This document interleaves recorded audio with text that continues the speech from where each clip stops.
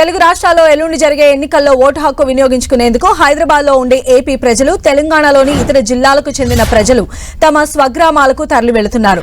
దీంతో బస్టాండ్లు, రైల్వే స్టేషన్లు కిటకిటలాడుతున్నాయి. 10 రోజుల నుంచే బస్సుల్లో సీట్లన్నీ ఫుల్ అయ్యాయి.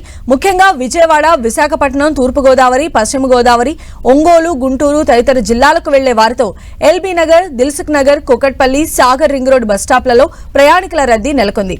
హైదరాబాద్ నుంచి ఏపీ ఓటర్లు వెళ్లిపోతూ ఉండడంతో టోల్ ప్లాజాల దగ్గర భారీగా ట్రాఫిక్ జామ్ ఏర్పడింది.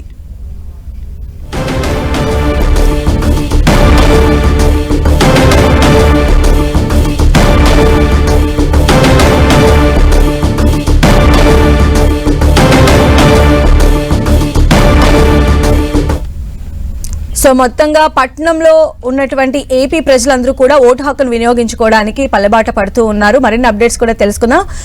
కోల్ పహాడ్ టోల్ ప్లాజా దగ్గర నుంచి అప్డేట్స్ అందించడానికి మా ప్రతినిధి చంద్రశేఖర్, అదేవిధంగా విజయవాడలో అప్డేట్స్ అందించడానికి విజయ్ చంద్ర మనకు అందుబాటులో ఉన్నారు. సో మొదటిగా చంద్రశేఖర్ దగ్గరికి వెళ్దాం. చంద్రశేఖర్, మొత్తం ఏపీ ప్రజలు అటువైపు వెళ్తున్నటువంటి నేపథ్యంలో ఎలా ఉంది ట్రాఫిక్ పరిస్థితి?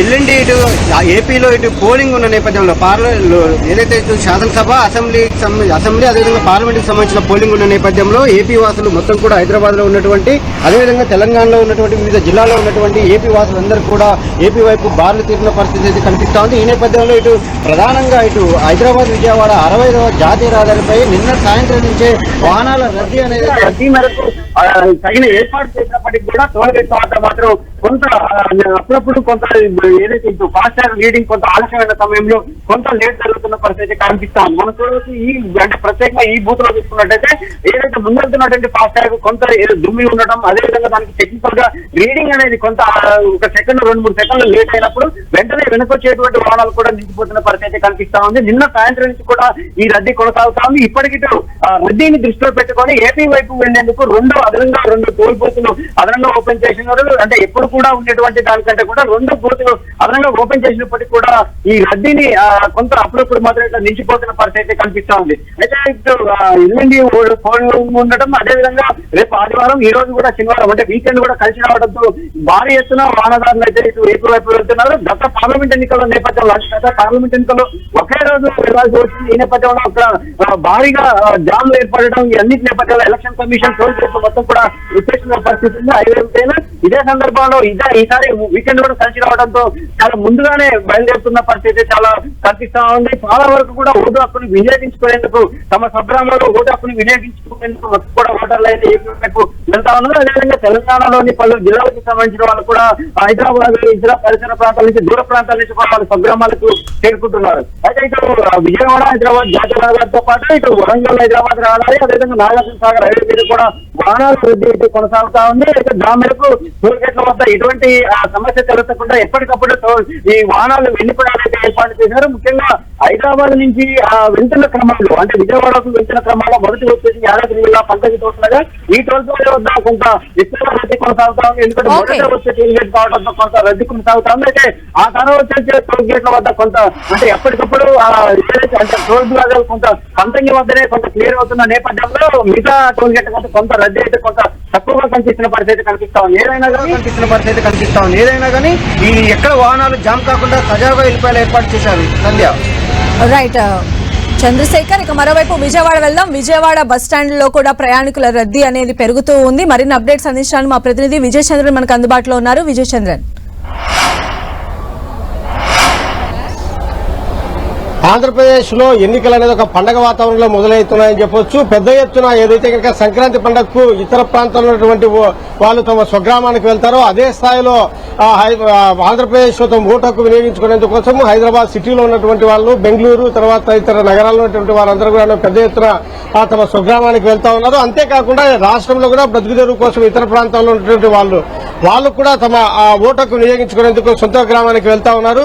వీరందరూ చూస్తా ఉన్నాం మనం. ఒక క్యూలో వీరందరూ కూడా ఇతర ప్రాంతాల నుంచి వచ్చిన వాళ్ళు రిజర్వేషన్ కౌంటర్ లో ఉండడం మనం క్యూలో చూస్తున్నాము. ఈ సిటీ బస్సు అయితేనేవి, తర్వాత ఈ పల్లెలకు వెళ్లేటువంటి, వివిధ టౌన్లకు వెళ్లేటువంటి బస్సులన్నీ కూడా ఫుల్ కలెక్షన్లతో నడుస్తున్నాయి. ఇప్పుడు కొంతమంది ప్రయాణికులతో మాట్లాడతాం మనం. అమ్మా, మీరు మీ ఓటు హక్కు వినియోగించుకోవడానికి మీ ఊరు వెళ్తా ఉన్నారా? మరి ఏ ఊరు నుంచి మీరు ఏ ఊరికి వెళ్తున్నారు? విజయవాడలో ఉన్నామండి, అత్తమూరు వెళ్తున్నాం. గొంటమిల్ దగ్గర అత్తమూరు. ఓటు హక్కు వినియోగించుకోవడానికి ఊరికి వెళ్తున్నారు. అవునండి. మీరు చెప్పండి బాబు, మీరు ఏ ఊరు నుంచి వెళ్తున్నారు? ఓటు హక్కు వినియోగించుకోవడానికి వెళ్తున్నారా? అవును, బెంగళూరు నుంచి వస్తున్నాను ఓటు హక్కు వినియోగించుకోవడానికి. బట్ బస్ ఛార్జెస్ బాగా పెంచేశారు, ప్రైవేట్ ఛార్జెస్. అది 4,000 ఉంది బెంగళూరు నుండి. And I thought I can come by flight, but I have to come by bus only. సాధారణంగా ఓటుకు డబ్బులు ఇస్తే గానీ ఓటుకు వినియోగించుకోవడానికి ప్రజలు చాలా మంది ఉంటారు. కానీ మీరు బెంగళూరు నుంచి 4,000 రూపాయలు ఖర్చు పెట్టుకుని ఓటు విలువగా తెలిసి దాన్ని వినియోగించుకునేందుకు కోసం వస్తా ఉన్నారు. మరి మీ ఊర్లో ఖచ్చితంగా ఓటు వేయాలి, ఖచ్చితంగా ఓటుకు ఇంత విలువ అని చెప్పేసి ఓటు యొక్క ప్రాధాన్యతను మీరు గుర్తించి వస్తా ఉన్నారు. మీలాంటి వాళ్ళు ఇంకా ఎంతమంది ఉన్నారు? బెంగళూరు నుంచి వచ్చే వాళ్ళు ఎంతమంది వచ్చి ఉంటారు? నేను ఒక్కనే వస్తున్నాను. యాక్చువల్లీ నేను రాకూడదు అనుకున్నాను ప్రైజెస్ చేసి, కానీ మా ఫ్యామిలీ మెంబర్స్ కన్ఫర్మ్ గా రావాలి. 5 సంవత్సరాలు మళ్ళీ రాదు, కన్ఫర్మ్ గా ప్రతి ఒక్కరు ఓటు వేయాలని కన్ఫర్మ్ గా వస్తుంది. మీరు ఓటు హక్కు వినియోగించుకోవడానికి వెళ్తున్నారు ఊరికి?